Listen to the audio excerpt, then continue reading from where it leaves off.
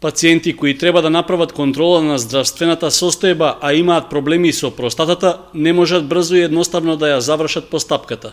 Причина за тоа е што лабораториите во болниците во источниот регион немаат реагенси за анализа и испитување на можна појава или пак да се следи развојот на констатиран тумор кај одделни пациенти.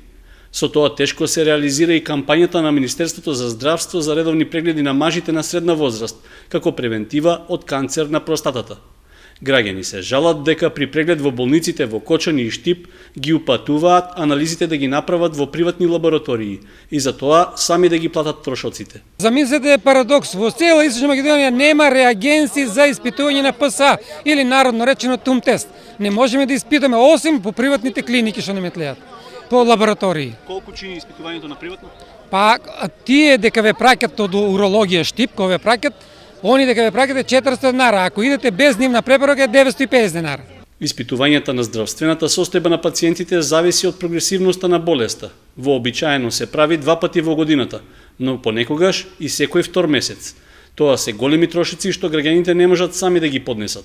Доколку не се направат испитувања, се изложуваат на висок ризик. Не знаеме утре како прогресира болеста и како иде простатата, надаму како се зголемува. Еве јас имам последните 3 години секогаш незначително зголемување на простатата и ПСА-то ми е секогаш над нормалата, меѓутоа јас сега не можам да го контролирам затоа што се треба да одам по тие приватни лаборатории кои чине.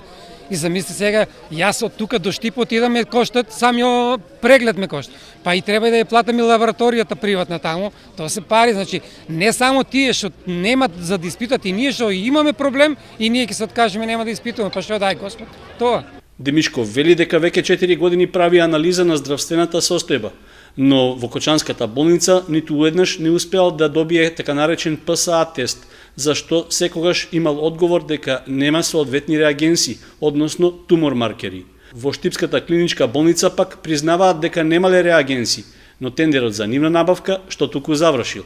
Болницата ги има набавено денес, вчера беа порачени, денес треба да пристигнат реагенсите за работа со тие тумор маркери. Инаку бројките се зголемуваат постојано од година во година, од она што успеа да го проверува нашите статистички податоци покажуваат дека со неделното работа од 80 пациенти, сега 120, веќе во последно време работиме со 120 до 150 пациенти неделно, што значи дека се зголемуваат тие бројки и ние се обидуваме да држиме чекор со потребите на нашите пациенти. Стојановски вели дека реагенси, односно тумор маркери, се набавуваат и за испитувањата на евентуална појава на други видови карцином. Набавката е на годишно ниво, па ако расте бројот на пациенти во една година, тогаш се прави планска проекција за наредната.